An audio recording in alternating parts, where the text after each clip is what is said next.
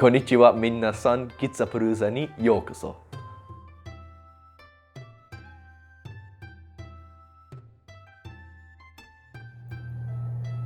Hey there everyone, I'm just gonna do a quick build video here for the new Cult of Yurei box set that came in not too long ago. So the three models we got in front of you are the three bone kind of skeleton dudes that come with the three witches, if I can get their names in just a sec. It's the, one of them is Akio, and I believe the other two are just unnamed skeletons. One comes in a guard format, which is the spear, and one comes in a soldier format, which I presume has the axe, so that may be Akio. Maybe the sword, if I'm not, I think I may be messing that up. But yeah, okay, so animated warriors, who are the, there's a soldier and there's a guard. Yep. So, there they are. I'll come back after I finish cutting off the sprues and cleaning them up a bit, and I'll tell you how that goes. Okay, so nothing too unusual there, it was just cutting off a couple of sprues, so I'll get back after I start filing Akio over here. So that's this one with the axe and the axe there. The mold lines on these guys seem to be pretty present, so this might take a little bit. Alright, so it's as I suspected, the mold lines were a little tricky on this one, but I got them done. And while the mold lines were a little messy, one of the benefits of filing so much is you really get to appreciate the detail on the model, and these are excellent models that I look forward to painting. So I'll move on to the next one, which looks like it's going to be the guard skeleton. Alright. Alright, so here we go. So this is the undead skeleton dude. He's the guard model, as I've said, because he's got the sword. We'll hold him up so you can get a nice view of him. That focus isn't really working, but as you can see, just a really awesome model there. The mold lines, sorry, the focus is a little off, but the mold lines have been a little tricky, mainly on the clouds, because they're all bubbly and stuff, so it can be kind of hard to get the file in there. But we're getting there, and if nothing else, it's a great model, and it's only 2 pieces, so I'm very happy to do it. And then, in case I didn't show the other one, here's Akio, I believe is his name. So, as you can see, kind of great action posing. GCT is really great about their action posing, I love it. So, looking forward to painting that guy. Just one more left. Alrighty then, so this is the guy that I just finished up. He's the guard model of the skeletons. So, sorry, holding him is a little tricky and he's out of focus, but there you go. A very cool model. You know, if you look close up, you can actually see a bunch of the organs and stuff are still within the chest cavity, which is very cool. The detail is just tremendous. The modeling is excellent. The posing is awesome. But once again, the mold lines were a bit of an issue, and the best way I was told to kind of describe where they are a problem, and the best way to sum it up is wherever they pinch. So up here near the head, that was an issue. Here on the hand, especially in that little groove there, that was an issue. So any of these places where you get very small spaces between pieces of metal are really tricky to work with, because it's less so the actual like the locating of them, so much as it is that my file is only so small, and it can be kind of tricky to actually get the file into those areas to get them. But otherwise, beautiful model, only a single piece, which was very fun as far as I'm considered. And if I can pose them a little bit for you here. There we go, there's the 3 bone guys. Looking pretty good. And I can't wait to play with them.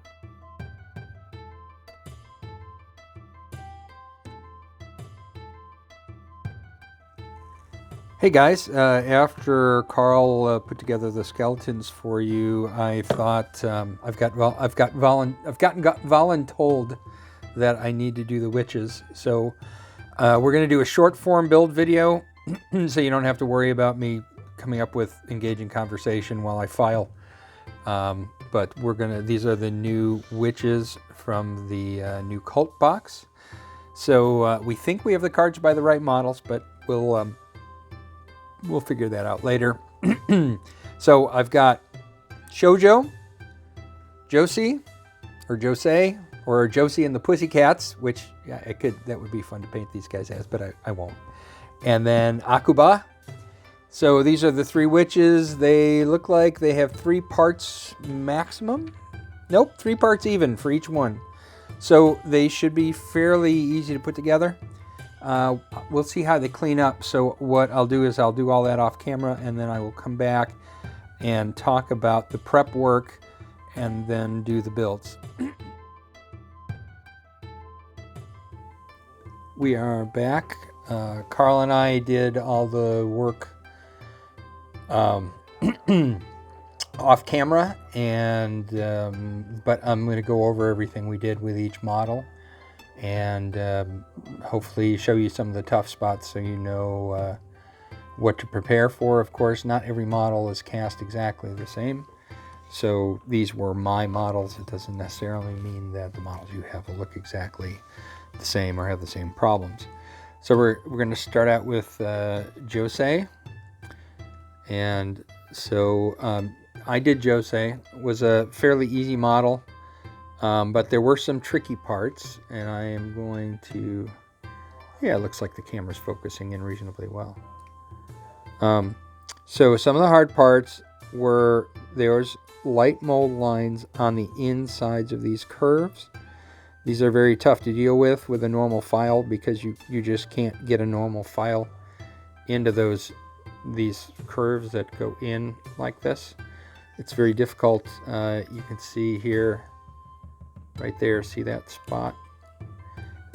So what I did is I decided that it was not worth me trying to do with a regular file, because I have another option. You might have seen me mention this option in other videos before. I have what is called a flex shaft. This is a jewelry maker's tool. It is basically a rotary shaft, so you have a pen, in essence, that is small enough that you can hold on to, and then it's got foot control, so I can control the speed of it just by putting my foot on a pedal underneath my bench. And then it is attached to this big, long, flexible black shaft, which goes up to the motor. So the motor, unlike with a Dremel tool where the motor is in the handle, the motor for this is actually on a hook above my bench. And then there's one line leading to this tool, and there's another line leading to the foot pedal. And so I can make it go really slow, really fast, or anywhere in between. And so what I did then is I took this tool and I put this, I don't know if this will come into focus or not. Let's see. Not really. Anyway, there's just a little, it's actually, most of the tools I have for this are actually Dremel. They're made for their rotary tool, and because they're readily available, they have them at the local hardware store. So I just, but they fit on these fine. There's a key that goes on a chuck, just like with any other drill, and you can tighten in whatever tool you want. And so for this, on these inside curves, I have a round tool on the end of this, and I would just go in and very lightly go ning, ning, ning, ning, back and forth, and just kind of erase the line. And then here, enough of that. So here, it's a little shiny. See how that's shiny? I took a rubber, not a rubber made of rubber. I mean, I'm one of the metal rubbing tool that I showed you guys last build video, and I polished it. I rubbed that where I polished it, and it made it a little shinier. But generally, I don't even bother doing that, because the texture that this little tool leaves looks a lot like fabric texture, so I don't even bother. So as you can see, I'm going to sneeze. Excuse me. Oh, I think I covered up the mic. So I just went around and did that. There were some spots, and I'm not going to go into this detail on every model, but I wanted to show you on at least one. So there was some spots underneath the arm, which may or may not even be visible. There were some areas on the arm that I could just do with the round file, just like I have in my hand. And then on the back of this arm, again, there are those depressions where it goes down and then it comes back out again. So I had to use the grinder to get to those. I did a little bit on this little case. I don't know what it is. And then, like I said, mainly down here. The arms are a piece that go on and attaches right here. I put, because I'm going to pimp the products that I use. You guys will just have to deal with it. Super Chet, where is it? Camera, There we are. Superjet medium viscosity. So it's medium viscosity Superjet. It's got the red label.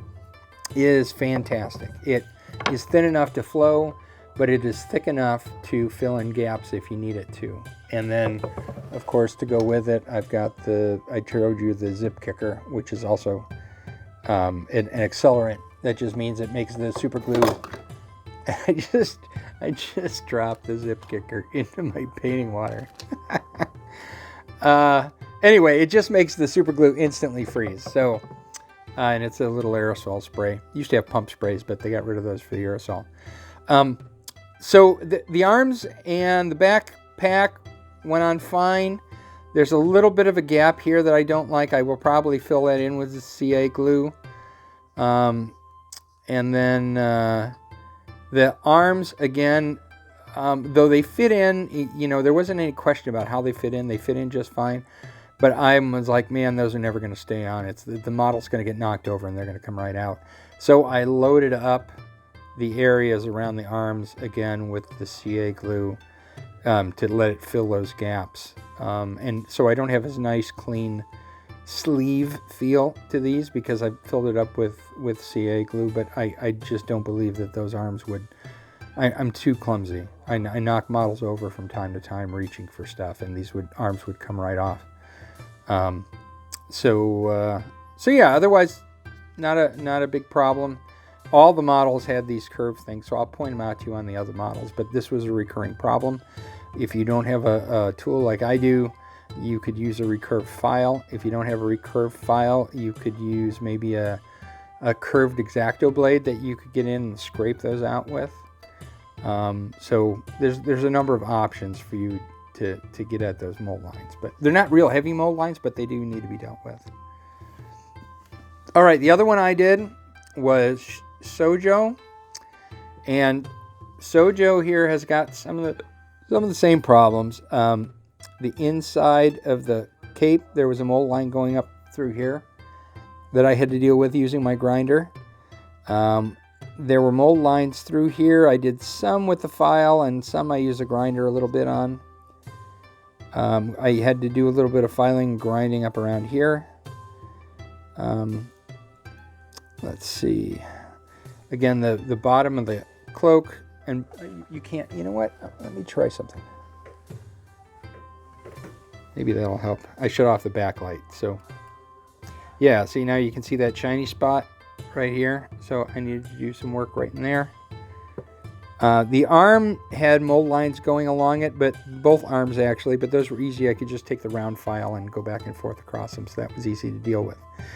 Had some problems though. There were some parts of this model I couldn't get to fit properly. I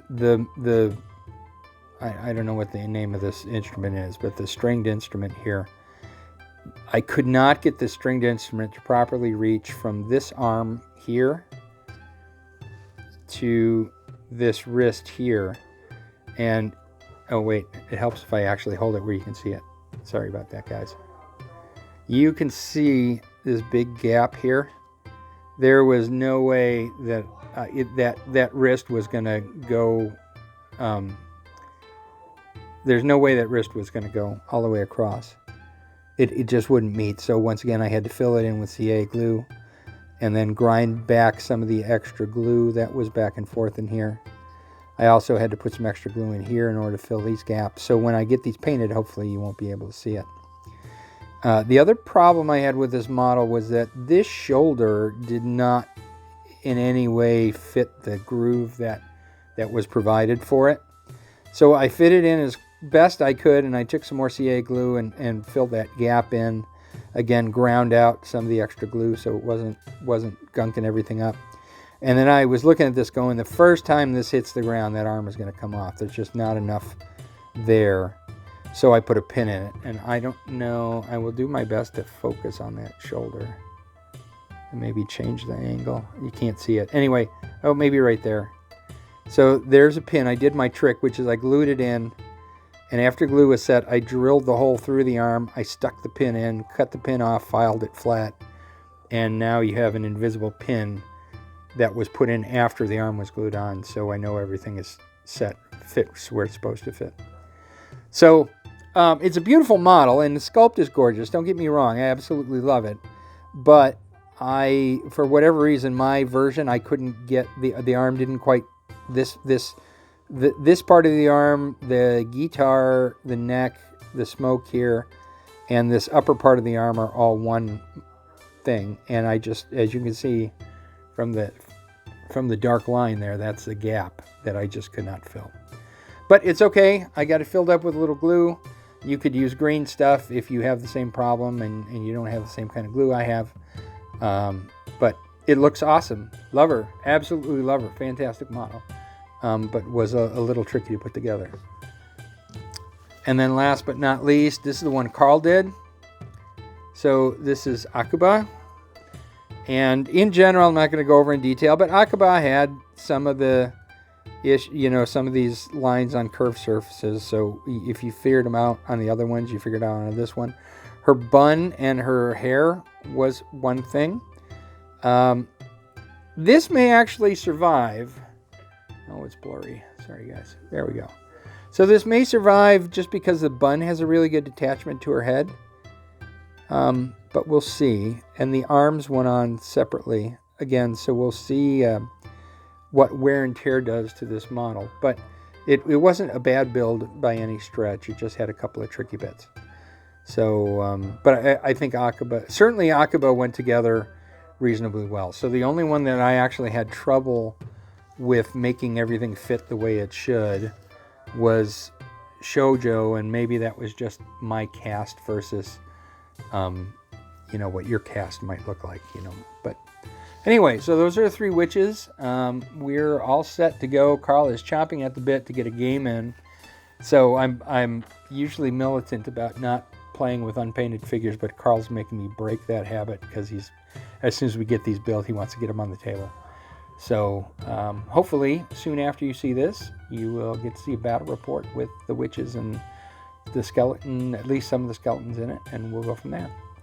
Anyway, that's it. Thank you for joining us on Gitsapalooza for this build video, and we will see you guys next time. Be safe, stay healthy. Don't take any stupid risks. Just be smart, and you'll be fine.